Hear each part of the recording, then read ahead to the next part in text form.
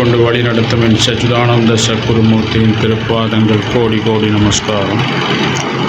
அன்பான பக்தர்களே, இன்று குருவாரம், வியாழக்கிழமை, மிக முக்கியமான ஒரு நாள். அதாவது நேற்று முன்தினம் செவ்வாய்க்கிழமை 23ஆம் தேதி சித்ரா பௌர்ணமி. அதில் பங்கு பெற்றவர்களுக்கு பெரும் பாக்கியம். என்னென்னா, மிக சக்தி வாய்ந்த அந்த நாள்.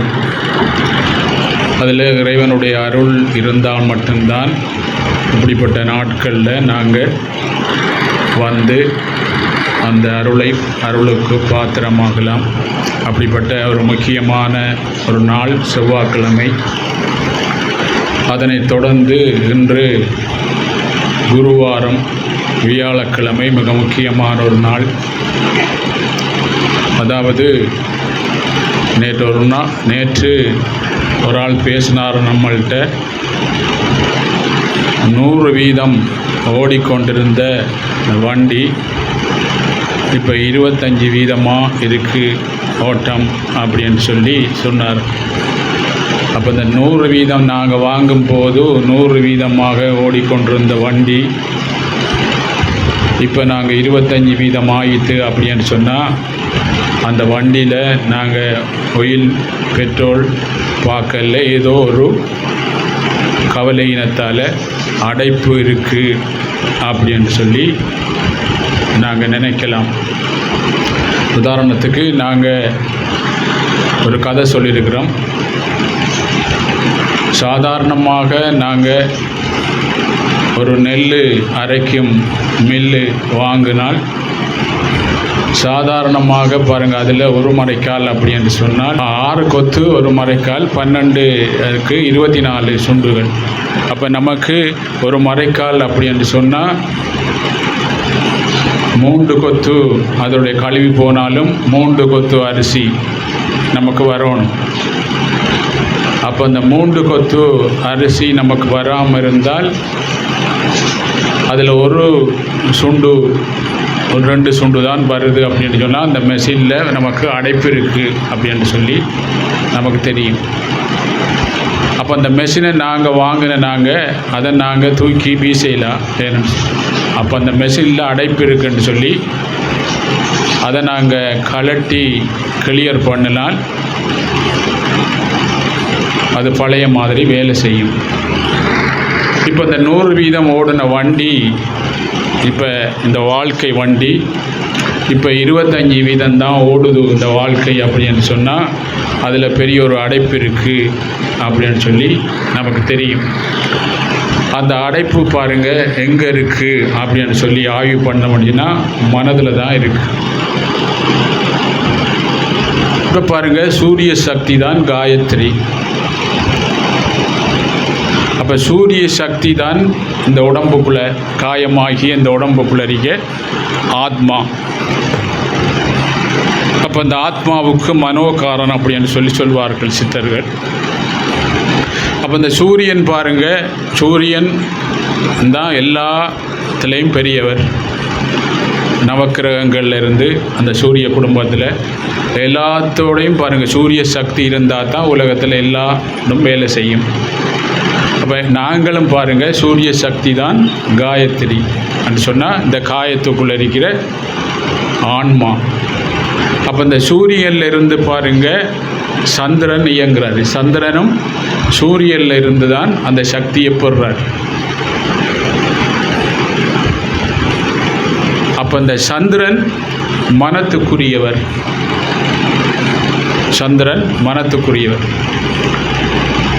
இப்போ இந்த சந்திரன் பாருங்கள், சூரியன் மனம் இந்த ஆன்மாவில் இருந்து தான் சக்தியை எடுக்கிறார்.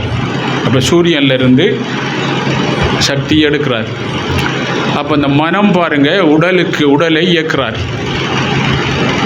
அதை என்ன வடிவில் அவர் எடுக்கிறார் அப்படின்னு சொன்னால், எண்ணத்தின் மூலம். மனிதன் எண்ணி வாழ்கிற, அவன் எண்ணும் போது மனத்தால் அதுக்குரிய சக்தி பாருங்கள் சூரியனிலிருந்து கிடைக்கும். சூரியன்டா ஆன்மாவிலிருந்து அது கிடைக்கிது. அப்போ உடம்பை அது பார்த்து கொள்ளுது. அதனால தான் அகத்தின் அழகு முகத்தில் தெரியும். அப்போ மனத்தில் சலனம்னு சொன்னால் உடலில் தெரியும். அப்போ மனம் சந்திரனுக்குரியது, ஆன்மா சூரியனுக்குரியது. இப்போ மனத்தில் இருக்க அந்த கழிவு நாங்கள் செய்த கர்மாக்கள். இப்போ இந்த மனம் பாருங்க கிளியராக்கணும். அப்போ இந்த மனதை கிளியராக்கிறதுக்கு பல வழிகளை கொண்டு வந்தார்கள். சிறியாண்டால் ஒரு காலத்தில் பாருங்கள் கிருஷ்ணரைய கண்ணனே அடையணும் அப்படின்னு சொல்லி மாலை கட்டுவாவாம். விடாமல் பாருங்கள் மாலை அப்படி கட்டி வரும்போது அவருக்கு ஒரு சோதனை வந்து பூக்களே இல்லாமல் ஒரு காலத்தில் போனது. விடாமல் தேடி கட்டினத்தால் பாருங்கள் அவர் இறுதியில் பாருங்கள் கண்ணனோட அடைஞ்சார் வரலாறு. இப்போ நம்ம பாருங்கள் 75% 100% எடுத்துக்கொண்டால் 75% கர்மம் கூடிய உலகத்துக்குள்ளே நல்லதெல்லாம் செய்ய நாங்கள் ஆரம்பிக்கும் போது அந்த 75% தடையெல்லாம் உண்டாக்கும். விடாமல் நாங்கள் நல்லதே நாங்கள் செய்து கொண்டு இருந்தோம்னு சொன்னால் என்ன செய்யும்? அந்த 75% கரைக்கப்படும். இப்போ நமக்கு தெரியுது பாருங்கள் மனதில் ஒரு கழிவு இருக்குது. அப்போ சூரிய சக்தி தான் காயத்ரி. அப்போ இந்த ஆன்மாவிலிருந்து மனம் எடுக்குது. மனம் பாருங்கள் மனத்தில் இருக்க கழிவுகள் இல்லாமல் போகிறதுக்கு எங்களுக்கு பல வழிகள், யாகங்கள், பல பாருங்கள் கிரியைகள், பல உபதேசங்கள், இப்படி எல்லா வழிகளையும் கொண்டு வந்து தவம் பண்ண வச்சார்கள். தவம் பண்ணி பாருங்கள் மனம் சக்தி பெறும்போது, சூரியன்லேருந்து சக்தி பெறும்போது அந்த நாங்கள் செய்த கர்மாக்கள் கரைக்கப்படும். அப்போ குரு என்பவர் பாருங்கள் யார்? ஆன்மா. அவர் தான் சூரியன். அதான் மந்திரங்களில் நான் காயத்ரி. சூரிய சக்தி தான் காயத்ரி. சூரியன் சக்தி தான் ஆன்மா. அப்போ அந்த மந்திரங்களை சொல்லி நாங்கள் ஒரு குரு வழியில் போய் தவம் பண்ணும்போது மனத்தில் சக்தி பெறும். இப்போ மனம் பலம் பெறும்போது எங்களுடைய அடைப்பு பாருங்கள் 90% பாருங்கள். என்ன 100% ஓடுன வண்டி 25% ஓடுனா 75% நாங்கள் முயற்சி பண்ணினா ஓட வைக்கலாம். ஞானிகள் 100% ஆகிதான் அவங்க பாருங்கள் முக்தி நிலைக்கு போகிறாங்க. இப்போ நம்ம அந்த நிலைக்கு போகாட்டியும் 75% ஓட வச்ச முடியும்னா இந்த உலகத்தில் வாழ்க்கை வண்டி பாருங்கள் கஷ்டம் இல்லாமல் போகும். இப்போ இந்த மனம் சக்தி பெற்றவுடனே பாருங்கள் விதியாகிய கர்மா கரைக்கப்படுது குருவால். எங்கேருந்து குரு எங்கே இருக்காரு? ஆன்மா தான் குரு, அந்தராத்மா அப்படின்னு சொல்லுவாங்க. இதைத்தான் ஆதிசங்கர் சொல்லியிருக்காங்க தெளிவாண்டா. இந்த ஆன்மாதான் குரு என்பதற்கு பாருங்கள் ஆதிசங்கர் சொல்லியிருக்காரு, உன் குருவின் பாதார கமலத்தில். உன் குரு பாருங்கள் ஆன்மா. நாங்கள் பாருங்கள் கர்மாக்கள் செய்து இருட்டில் தத்தளித்து கொண்டிருக்கோம். எங்களுக்கு தெரியாது கடவுள் எங்கள் குரு எங்கே இருக்கார், கடவுள் இருக்கார் எங்களுக்கு தெரியாது. அப்படி தத்தளித்து கொண்டிருக்கும் பாருங்கள் நல்லவர்களை காப்பாற்ற. கிருஷ்ணன் ஒரு கீதையில் ஒரு வசனம் சொல்லியார், நல்லவர்களை காப்பாற்ற தர்மத்தை உலகத்துக்கு பழைய மாதிரி சமநிலை கொண்டு வரத்துக்கு, வாழ்க்கையில் கஷ்டம் கொண்டு வரத்துக்கு என்ன செய்தார்? நான் குருவா வருவேன். அப்போ இந்த குரு யார் பாருங்க? இந்த அந்தராத்மா பாருங்க அந்த தக்க சமயத்தில் பாருங்க குருவா வடிவெடுக்கிறார். இதைத்தான் ஆதிசங்கர் சொல்லியிருக்கிறார். நல்லா தெளிவாக கேளுங்க. உன் குருவின் பாதார கமலத்தில் குரு அங்கே வந்திருக்கிறார். உன் குருவின் பாதார கமலத்தில் அசையாத பக்தி வைப்பாயானால் காண்பாய் உன் உள்ளத்தினுள்ள. இப்போ நமக்கு விளங்குது என்னன்னா இந்த உள்ளுக்குள்ள இருக்கால் தான் நல்லவர்களை காப்பாற்ற. நல்லவர்கள் தான் நாங்கள் வந்த உடனே போவோம். கிருஷ்ணர்கிட்ட பாருங்க பாண்டவர்கள் தான் நல்லவர்கள் போனார்கள், ஆனால் கஷ்டம் இருந்தது. ஆனால் கௌரவர்கள் போகலை. அவ்வளோ பேர் இருந்தாலும் பாருங்கள் அவர்கள் போகவில்லை, இவர்கள் தான் போனார்கள். இருந்தாலும் பாருங்கள் அவர்கள்ட்ட பக்கம் போனார், தேடி தேடி போனார். இதே மாதிரி பாருங்கள் ஒரு நல்லவர் பாருங்கள் இந்த பாண்டவர்களை மூத்த சகோதரர் சூரியனுக்கு பிறந்தவர் அந்த பக்கம் போய்த்தார். எப்படி அந்த கர்மா பாருங்கள் மறைச்சி, ஆன்மாவை மறைச்சி பாருங்கள், தர்மத்தை மறைச்சி, தன்னுடைய குலம் எல்லாத்தையும் மறைச்சி பாருங்கள் அந்த பக்கம் போய் வளர்ந்துட்டார். வளர்ந்தோடனே அவர் கடவுளே போய் அவரை கூப்பிடுறார். நான் இதை பூரணை சொன்னேன். கடவுளே போய் கூப்பிட்டாலும் பாருங்க அவருக்கு என்ன செய்தார்? அது விடல கர்மா. இப்போ நாங்கள் பாருங்கள் முதலியாஷ்டில் ஒரு மூலையில் பாருங்கள் நம்மளை கர்மாக்களை கரைச்சி நம்ம வாழும் வரை ஒரு அளவுண்டான பாருங்கள் நிமிர்ந்து மூச்சு விட்டு பாருங்கள் வாழ்கிறதுக்கு ஒரு வழி காட்டி கொண்டிருக்கார். வாங்க அப்படின்னு சொன்னால் என்னையும் நாங்கள் விடுறல. அது மாதிரி கர்ணனுக்கு விடலை. அவர் கூப்பிட்டார். 2வது தரம் போய் அவர் பாருங்க கூப்பிட்டார், விடல. என்னத்துக்கு? இவருடைய கருமாக்களை கரைச்சி நோவில்லாமலே இவனை இந்த பக்கம் வாழ வச்சு முக்தி கொடுக்கறதுக்கு, நோவில்லாமல் முக்தி கொடுக்கறதுக்கு. இப்போ பாருங்க, அவர் கர்மா விடாதனால அவருக்கு நோவை உண்டாக்கி தான் முக்தி கொடுத்தார். இப்போ நாங்கள் பாருங்க ஒரு நோவாக வந்திருக்கிறோம். நாங்கள் வந்ததால் பாருங்க ஒரு அளவு நோ குறைஞ்சிருது. போக்கில் பாருங்கள் வாழும் வரை மன நோவு கொஞ்சம் குறைஞ்சும், போக்குலையும் கொஞ்சம் நோவு இல்லாமல் பாருங்கள் நாங்கள் மற்ற ஆட்களையும் பாருங்கள் நோப்படுத்தாமல் நாங்கள் கொஞ்சம் இந்த என்ன போக்கில் நாங்களும் நோவு இல்லாமல் எங்களை சேர்ந்தவர்களுக்கு மனநோவு உண்டாகாமல் இந்த உலகத்துக்கு நோவு உண்டாகாமல் போகலாம். என்ன கருமா கரைக்கப்பட்டார். இல்லாட்டி போக்குல எங்களுக்கு நொந்து எங்களோட சொந்தக்காரனுக்கு மனநோவை வச்சு இந்த பூமிக்கும் பாருங்கள் மனநோவை உண்டாக்கி போட்டு போகிறோம். சிந்திச்சு பாருங்க. அப்போ கர்ணனையும் கூப்பிட்டாரு அவர், உனக்கு நோவு இல்லாமல் உனக்கு வாழ்க்கையை இங்கே வாழ வச்சு இறுதியில் என்னோடையும் வந்து சேரு அப்படின்னு சொல்கிறதுக்கு வரல. பாண்டவர்கள் மட்டும்தான் போனார்கள். இப்போ இந்த குரு பாருங்க, உன் குருவின் பாதார கமலத்தில் அசையாத பக்தி வைப்பாயானாய் காண்பாய் உன் உள்ளத்தினுள்ளே இந்த உலகையாலும் பரமதேவனின் ஒளிமய காட்சி. உன் குரு சொல்கிற மாதிரி பாருங்க, நீங்கள் பூர்ணமாக சரணாகதி அடைஞ்சி நீ பாருங்க அவர் சொல்கிற மாதிரி தவம் பண்ணும்போது, தானம் பண்ணும்போது, நற்காரியங்கள் இப்படி வரும்போது பாருங்க உன் கருமாக்கள் மனதிலிருந்து கரைக்கப்படும். இப்போ மனதில் பாருங்க கரைக்கப்பட்ட மனம் என்ன? விதியில், விதிதான் கர்மாக்கள். விதியை மதியால், மதியண்டா என்ன? சந்திரன். விதியை மதியால் வெல்லலாம், அதான் புத்த பகவான் சொன்ன. அப்போ சந்திரனுக்குரிய சந்திரனாரு மனம். அப்போ மனம் பலம் பெற்ற உடனே எங்கிருந்து எடுக்கிறாரு? சூரியனிலிருந்து சந்திரன் சக்தியை எடுத்த உடனே விதியாகிய கர்மாக்கள் கரைக்கப்பட்ட உடனே விதியை மதியாகிய மனத்தால் பாருங்க என்ன சக்தி பெற்றவுடன் என்ன விதியை மதியால் கரைக்கலாம். மதி என்பது சந்திரன். விதியை மதியால் கரைக்கலாம். இப்போ இந்த விதி இருக்கும்போது பாருங்க எங்களுக்கு பாருங்க உலகத்தில் மாற்றங்கள் வரும்போது, நவக்கிரகங்கள் பாருங்க மாறும் போதெல்லாம் பாருங்க எங்களுக்கு என்ன செய்யுது? எங்களுக்கு விதி இருக்கும் போது தளம்பல் நிலை ஏற்படும். இதுக்கு உதாரணம் பாருங்க, பூரண நாளில் கிரக நிலைகள் மாற்றம் வரும்போது, பவர்ஃபுல்லான சனி பாருங்க இப்படிப்பட்ட கிரக நிலைகள் மாற்றம் வரும்போதும், குரு மாறும் போதெல்லாம் எல்லாம் சொல்லுவாங்க அப்புறம் தளம்பல் நிலை ஏற்படும். அப்படின்னா யாருக்கு தளம்பல் நிலை ஏற்படும்? கர்மாக்கள் சேர்ந்த மனத்துக்கு தளம்பல் நிலை ஏற்படும் போது தன்னை மறந்து என்ன செய்தார்? தன் ஆன்மா தான் பரிசுத்தமானாள் என்பதை மறந்து பாருங்க இந்த பாவத்தை சார்ந்து அதுக்குள்ளே பாருங்க என்ன, அதுக்குள்ளே நான் ஒரு கப்புக்குள்ளே தண்ணி வச்சு ஒரு பெண்ணை அதில் உறைஞ்சிருக்கும் போது அந்த பாவத்துக்கு பாருங்க சலனம் வரும்போது நாங்களும் சலனமாகிறோம். எங்களோட பாருங்க ஒரு பற்றுள்ளால் ஒட்டித்திருக்கும் போது அவருக்கு என்ன நடக்கும்போது, நம்ம அவரோட பற்றாரிக்கும் போது அவருக்கு என்ன நடக்கும்போது என்ன நாங்களும் அழுற மாதிரி விளங்குதா? அப்போ அந்த பாவத்துக்கு தான் அந்த கிரகணங்கள் பாருங்கள் அதில் அலைகள் பவர்ஃபுல்லான பாருங்கள் அலைகள் தாக்கும் போது அவருக்கு சலனம் ஏற்பட்ட உடனே, இதுக்கு உதாரணம் பாருங்கள், ஒரு சித்தப்பிரமை பிடிச்சால் நோயாளி, சலனமுள்ளாக்கள், பௌர்ணமி இப்படிப்பட்ட நாட்களில் பாருங்கள் தளம்பல அரிப்பார்கள்.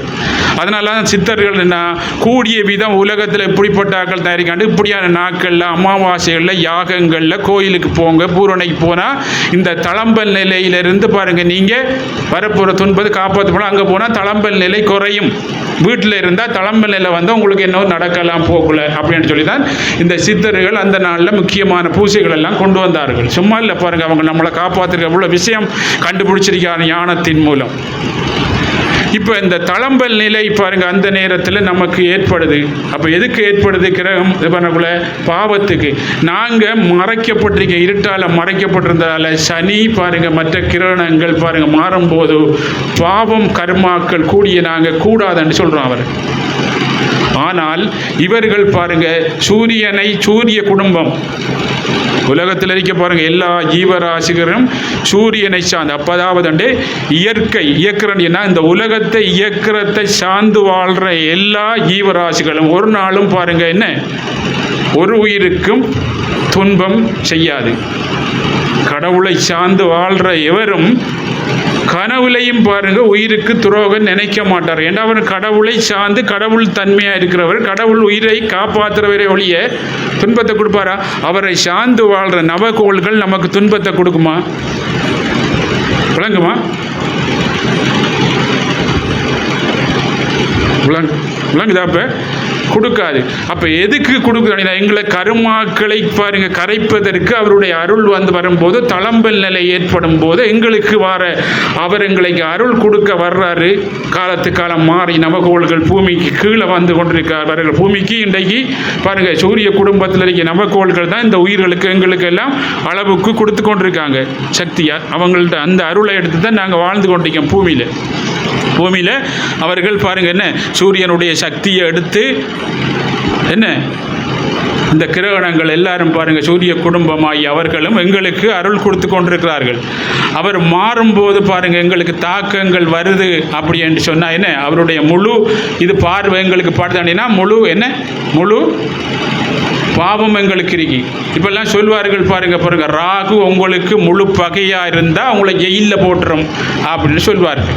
அப்போ ஜெயிலில் எப்படி ராகு புல்லாக இருந்தாண்டா ஜெயிலில் நீ பணக்காரனாக இருந்தால் பாருங்க பெரிய ஆளாக இருந்தால் ஜெயிலில் போடலாம். நீ ஏழை ஏண்டா இப்படி ஜெயிலில் போடுற உனக்கு பாருங்க பாவம் உனக்கு இருக்கு, நீ ஏழை ஏண்டா ஜெயிலில் போடுற எப்படி அப்படின்னு சொன்னால் உங்களை வீட்டில் பாருங்க யோசிச்சு வச்சு தனிமைப்படுத்தி அப்படி ஒரு இடம் போகாத அளவுக்கு வீட்டிலே வச்சிடும். அதான் ஜெயில். பாவம் கூடனே ஒரு இடத்தை எரிப்போம், கதைக்க மாட்டோம், அப்படி செய்ய மாட்டோம், அப்படியே வச்சிடும். என்னன்னு சொன்னால் அந்த கோள்கள் பாருங்க தாக்கும் போது ஒவ்வொரு இந்த கர்மா இருக்கிறார்கள் ஒவ்வொரு விஷயங்களை அது கொடுக்கும் கர்மாவுக்குத்தான் அப்படின்னு சொல்லி முழுமையாக ஆய்வு பண்ணவர் தான் இடைக்காட்டு சித்தர். இதே இடைக்காட்டு சித்தர் தான் நாள் என்ன செய்யும் கோள் என்ன செய்யும் நாதன் உள்ளிருக்கையிலே அப்படின்னு கொண்டு வந்தார்.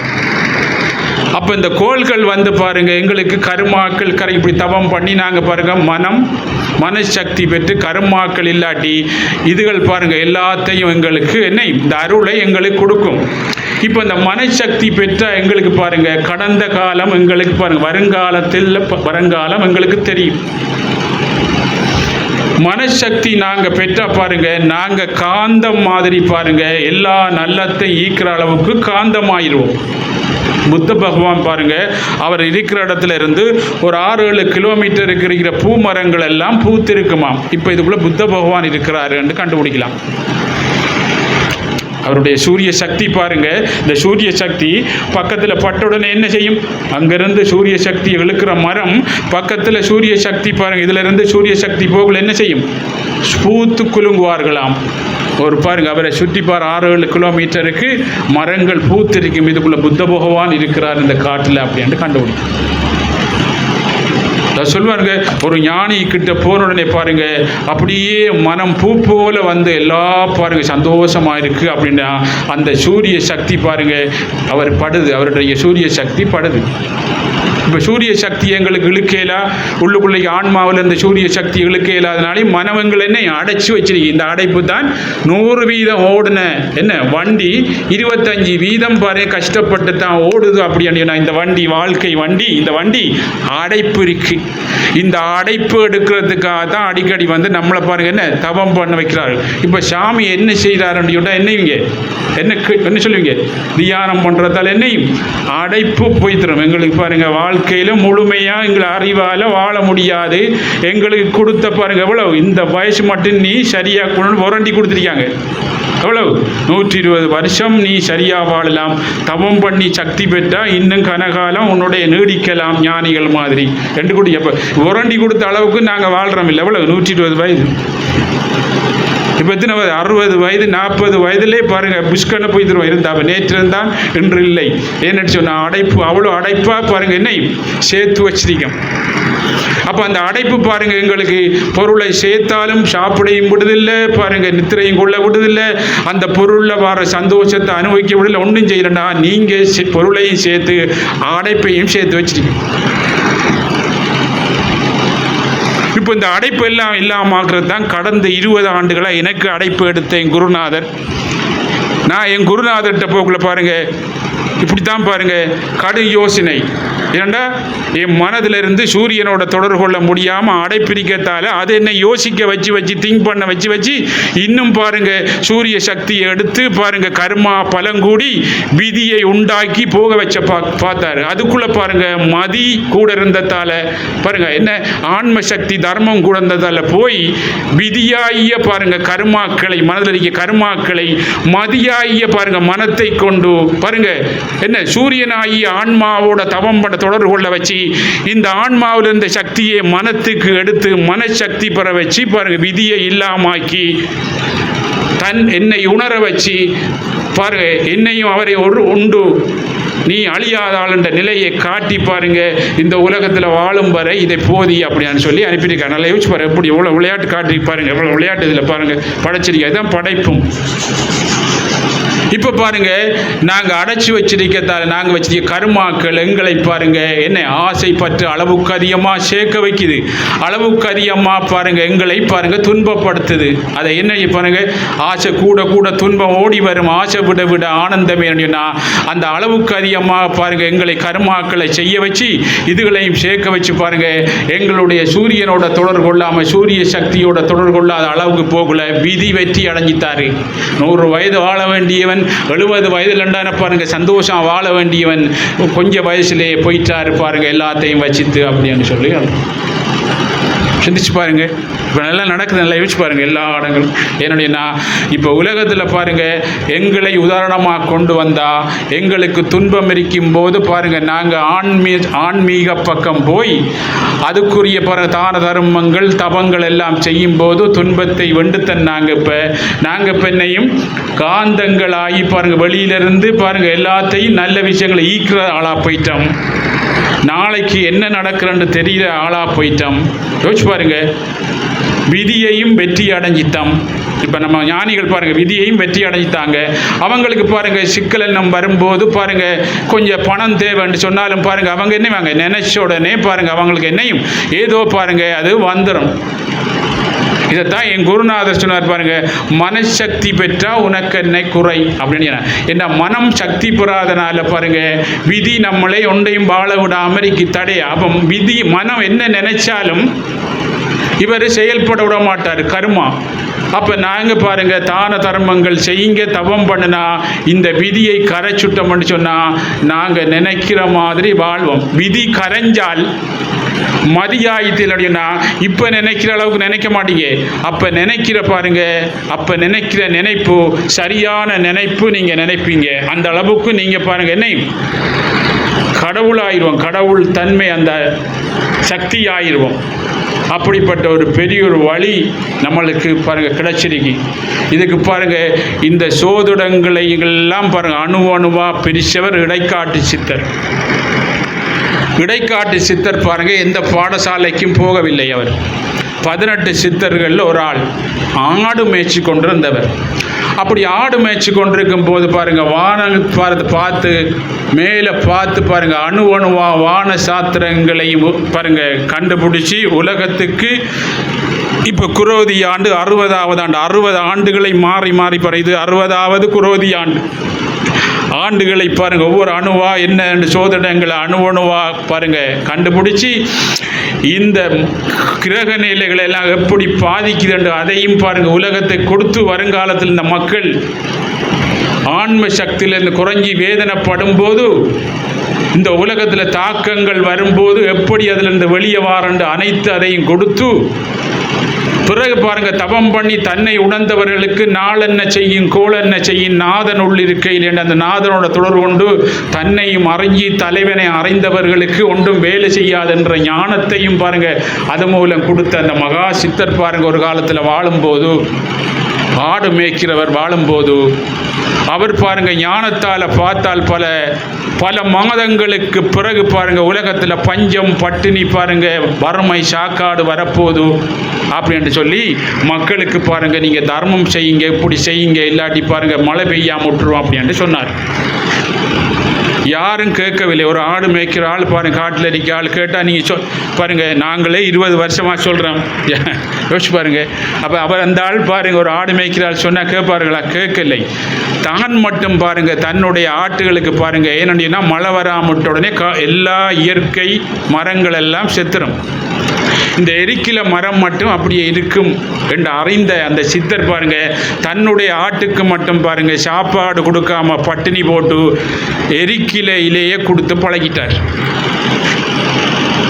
அந்த எரிக்கிலையிலேயே பாருங்க கொடுத்து பழக்கக்குள்ள இந்த ஆடு ரோட்டில் போகிற அந்த ஊர் மக்கள்லாம் சொன்னால் பாருங்க எவ்வளவு எல்லாம் இறுக்கி புல் எல்லாம் இருக்கக்குள்ள இந்த இடைக்காட்டன் மொக்கு பாருங்க, இந்த ஆட்டை பாருங்க பட்டினி போட்டு இந்த எரிக்கிலையிலையை போட்டு என்ன செய்யறான் கொடுக்குறான் அப்படின்ட்டு ஏச்சிட்டு போகிறாங்க. சொல்லுவாங்க, இந்த நேரத்தில் பிஸியாக இருக்கிற உலகத்தில் உங்களுக்கு எல்லாம் 4 மணிக்கு தியானம் பண்ண போகவே இல்லையா? இவ்வளோ பிஸியான உலகத்தில் எல்லா இடம் பிஸா அடித்து அங்கே கனடா லண்டன் போய் கொண்டு என்பது அப்படின்னு சொல்கிற மாதிரி யோசிச்சு பாருங்க. சொல்கிற மாதிரி இந்த இடைக்காட்டன் பாருங்க என்ன இவனுக்கு பாருங்க மொக்கு பாருங்க இப்படி செய்கிறான்னு சொல்லிட்டு போனாங்க. ஏன்னா எல்லார்ட்டையும் சொன்னார், வரப்போகிறது இப்படி பல துன்பங்கள் வாரத்துக்கு இருக்க. நாங்கள் சொன்னோம் பெட்ரோல் இல்லாமல் நிற்பீங்க, இப்படி எல்லாம் நோய் வாரத்துக்குன்னு சொன்னமே, நம்ம கேட்கல. அப்பெல்லாம் பாருங்க அப்படி சொல்லும்போது அவர் கேட்கல. அவர் தன்னுடைய பாருங்க அந்த நாள் வந்தது பாருங்க, உலகத்தில் எல்லா இடங்களும் மரம் செடி ஒண்டி கொண்டு இல்லை, மழையே இல்லை, சரியான பஞ்சம் வந்தது. இந்த நவகோள்கள் பாருங்க, இந்த பூமியிலக்கு தொடர்பு நவக்கிரகணங்கள். இந்த நவக்கிரகணங்கள் பாருங்க வரும்போது நான் தடை வருது பாவம் கூடியாக்கள் கண்டு இந்த பாவத்தால் பாருங்க அதுகள் நவகோள்கள் எல்லாம் பாருங்க சூரிய குடும்பம் கோவிச்சு தான் மழை இல்லாம ஆக்கிச்சு. உடனே பாருங்க அவர்கள் யோசிச்சாருங்க, நாங்கள் பாருங்க இந்த பூலோகத்தில் மழையை இல்லாம ஆக்கி போட்டோம், ஒரு ஆள்ற குடியில் மட்டும் பாருங்க என்ன ஆடுகளும் சாப்பாடு நல்லா இருக்காங்க, மற்ற மாடு ஆடெல்லாம் செத்து போயிட்டாங்க, இவங்க பேர் மட்டும் நல்லா இருக்கி எப்படி அப்படின்ட்டு யோசிச்சாரு. இது பேர் மகா சக்தி படைச்சவர் போல அப்படின்ட்டு நினைச்சு ஒரு நாள் எந்த 9 பேரும் மனித உருவம் எடுத்து இங்கே வந்து இறங்கிட்டாங்க. இவர் ஆடு மேய்ச்சி போட்டு வாராரு, தன்னுடைய குடியில் 9 பேர் இருக்காரு. ஞானத்தால் பார்த்தார், வந்திருக்கவர்கள் நவகோள்கள், என்ன நவக்கிரகங்கள் வந்திருக்கிறார்கள், வாங்க சாமி அப்படின்னு வரவேற்று பாருங்க நீங்க இன்றைக்கு நீங்க சாப்பிடணும். இதுக்கு முதல் பாருங்க அவர் செய்தார், நான் வரப்போற பஞ்சம் பாரத்தால களிமண் எடுத்து பாருங்க, அது கேள் வரகு பாருங்க குரக்கன் சகல எல்லாத்தையும் போட்டு மிக்ஸ் பண்ணி பாருங்க என்னையும் குடியில் அமைச்சுத்தார் ஆட்டுகளுக்கு.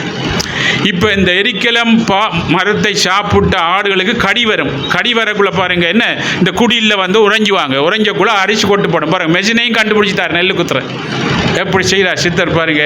உறைஞ்சின உடனே பாருங்க என்ன கொட்டு கொட்ட உடனே அதை புடைச்சி போட்டு இந்த பால் எடுத்து காய்ச்சி குடிக்கிற.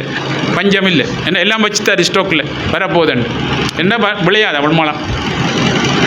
இந்த நவகோள்கள் எல்லாம் வந்த உடனே ஞானத்தால் பார்த்த சித்தர் பாருங்க, இருங்க சாமி அப்படின்னு சொல்லி இவர்கள் எங்க குடியில் இன்றைக்கு சாப்பிட்டு தான் போன உடனே இவங்க எல்லாரையும் பேந்த பார்த்தாங்க. என்னடா இது சாப்பிட்டா மயக்கம் வரும், என்னடா என்ன எரிக்கலம் பாலை சாப்பிட்டு ஆட்டுற பாலையும் இதை என்னையும் உடம்பெல்லாம் கடிக்கும், என்ன செய்யும் மயக்கம் வருவென்று அறிந்தவர் சொன்னார்கள். ஆனால் இந்த மகா சக்தி படைச்சவர் மீறித்து போனால் இன்னும் சாபம் போட்டுருவார் நமக்கு. அப்புறம் அடுத்த இடம் இந்த பூலோகத்தில் இந்த ஆக்கள் மாய் தான் வரணும் அப்படின்னு சொல்ல நவகோள்கள் சாப்பிட்றோம் சாமி அப்படின்ட்டு சாப்பிட ஆரம்பித்தோடனே அவர் கஞ்சி காய்ச்சி கொடுத்தோடனே எல்லாரும் மயக்கத்தில் நித்திரோடுத்தாங்க. சாமி பார்த்தார் பாருங்க, நான் சொல்லியும் பாருங்க தெரியாமல் செய்த இந்த கர்ம வினைகள் மக்கள் கேட்கல பாவம் தானே என்று சொல்லி இந்த 9 பேரும் பாருங்க நித்திரம் கொடுத்தாங்க. இவங்கள் எடுத்து மாறி மாறி வச்சார். இந்த கிரகணங்கள் பாருங்க நவக்கிரக கோயிலில் பாருங்க எல்லாம் மாறி மாறி இருக்கு. ஒரு ஆள் பார்க்க மாட்டார். மாறி வச்சா என்ன செய்யும், நல்லது நடக்கும். அந்த மாறி வச்ச கோயிலை சுத்துனா நல்லது நடக்கும் என்று பாருங்க ஒரு ஐவி. இவர் மாறி வச்சார், எல்லாரையும் மாறி வச்ச உடனே மழை பெய்ய துவங்கிச்சு. கடும் மழை பெய்த உடனே எல்லா இடம் மழை வெஞ்சு பாருங்க, துபாயில் மாதிரி உள்ளுக்குள்ள குடியில எல்லாம் மழை வர துவங்கிச்சு. மழை உள்ளுக்குள்ளே அப்படியே வந்த உடனே இவங்க எழும்புனா மழை நின்றோம் அப்படின்ற ஒன்று சாமி தபத்தில் இருந்தார். மழை நல்லா பெய்யும் காட்டின்னு தபத்தில் இருந்தார். இவர் எழுப்ப மாட்டார். எழுப்புனா தபஞானி எழுப்புனா சாபம் போட்டுருவார் அப்படின்னு. பிறகு நாங்கள் பூலோகத்தெல்லாம் பிறக்கணும் சிக்கலான ஊரில் அப்படின்னு நவக்கோளைகள் அப்படி இருக்கக்குள்ள எல்லாம் வெள்ளமாகின பிறகு அப்படியே கண்மொழிச்சாராம். நான் தான் உங்களை எப்படி செய்தேன், இவருக்கு மட்டும்தான் தெரியும். அந்த கோளில் மாற்றி வச்சா என்ன செய்யும், நல்லது நடக்கும். ஒரே மாதிரி இருந்தாங்கன்னா உலகத்தில் துன்பம் வரும் அப்படின்ட்டு செய்து தான் இந்த கோள்கள் இந்த கோயில்கள் எல்லாம் பாருங்கள் அமைச்சிருக்கார்கள் சித்தர்கள்.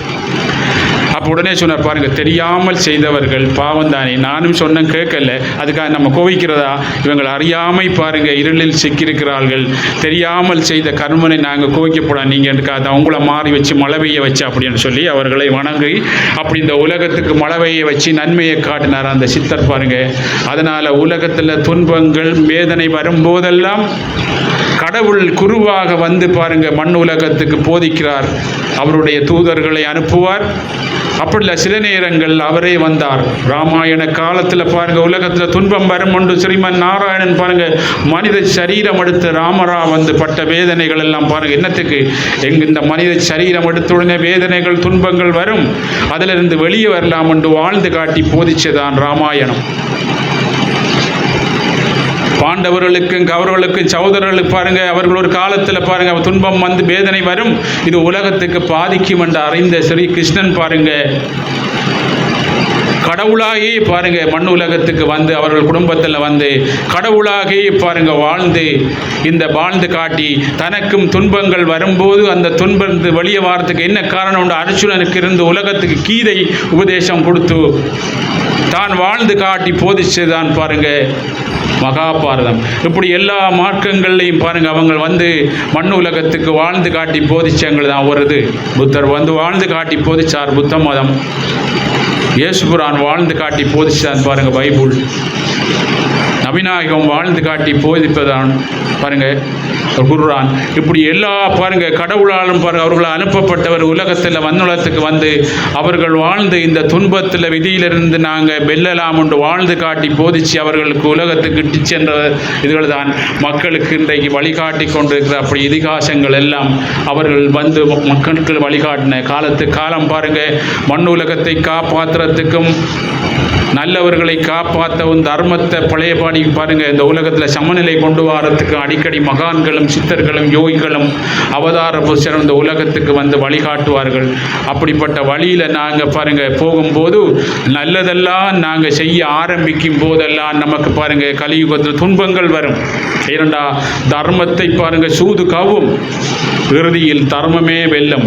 கிருஷ்ணன் இந்த உலகத்துக்கு வரும்போது பாருங்க தர்மம் அவனை பல பக்கத்தால் சூதாட்டங்கள் இருந்து பல பக்கத்தால் பாண்டவர்கள் அவர்கள் பக்கம் கிருஷ்ணன் பக்கம் இருக்கிற எல்லாருக்கும் சூது மூலம் பல வழியர்களை பாருங்க கண்டாலும் இறுதியில் பாருங்க தர்மமே வெல்லும். ஆனால் தர்மத்தை நோக்கி நாங்கள் போகும்போது பாருங்க நம்மளுக்கு துன்பங்கள் வேதனை வரும், ஆனால் இறுதியில் பாருங்க தர்மம் தான் வெல்லும் என்ற தர்மத்துக்கு சூது கவும் போதெல்லாம் இறுதியில் தர்மமே வென்றதாக சரித்திரம் நமக்கு உலகத்தில் இருக்கு. அதனால இந்த உலகத்தில் பாருங்க தவம் பண்ண நீங்கள் வரும்போதும் பல தடைகள் வரும். நாங்கள் இந்த உலகத்தில் சிறியாண்டாள் மாய் நல்லத்தை செய்ய நாங்கள் வரும்போதும் உலகத்தில் பாருங்க துன்பம் வரும். ஹரிச்சந்திர மகாராஜா பாருங்க பழைய அரசனாக இருந்தவர் பொய் சொல்லாமல் உண்மையே பாருங்க உண்மையே பேசி வாழ்வர் என்று சொன்னதுக்காக அவருக்கு பாருங்க பொய் பேச வைக்கிறதுக்காக பல சோதனைகள் இருந்தார்கள். ஆனால் அவர் கடைசி மட்டும் பாருங்க தன்னுடைய அரண்மனை தன்னை விட்டு போனாலும் தன்னுடைய பிள்ளை பாருங்க தன்னை விட்டு போனாலும் மனைவி பாருங்க துன்பங்கள் அனுபவிச்சு எல்லாம் போனாலும் தான் சுடுகாட்டில் பாருங்க நின்றாலும் பாருங்க தான் அரசன் என்ற எண்ணம் இல்லாமல் ஒரு பொய் சொல்லாமல் வாழ்ந்து காட்டி பாருங்க இறுதியில் தர்மமே வெல்லும்.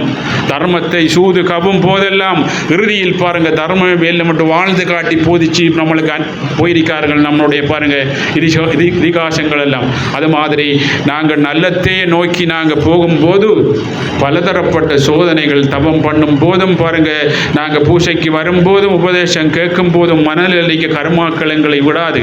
வெளியிலையும் பாருங்க யார் மூலம் வரலாம் பாருங்க நாங்கள் நல்லத்தே செய்யும் போது வாழ்க்கையில் வெற்றி அடைகிறதுக்காக நல்ல தான தர்மங்கள் செய்யும் போதும் அதுக்கு தடையாக வரும். ஆனால் விடாமல் நல்லத்தையே நாங்கள் செய்து கொண்டு போவோம்டா இறுதியில் பாருங்க தர்மமே பாருங்க என்னையும் வெற்றியடையும். என்று சொன்னால் இந்த தர்மம் தான் இந்த உலகத்தை படைச்சி வழிகாட்டுற அந்த பகவான். அப்படிப்பட்ட ஒரு பெரிய ஒரு வழி கிடைச்சி பாருங்க தர்மத்தை சூது கவுனாலும் இறுதியில் தர்மமே வெல்லும் பாருங்க. என் குருநாதர் ஆசீர்வாதம் எல்லோரும் சந்தோஷமாக. சம்பவாமி யுகே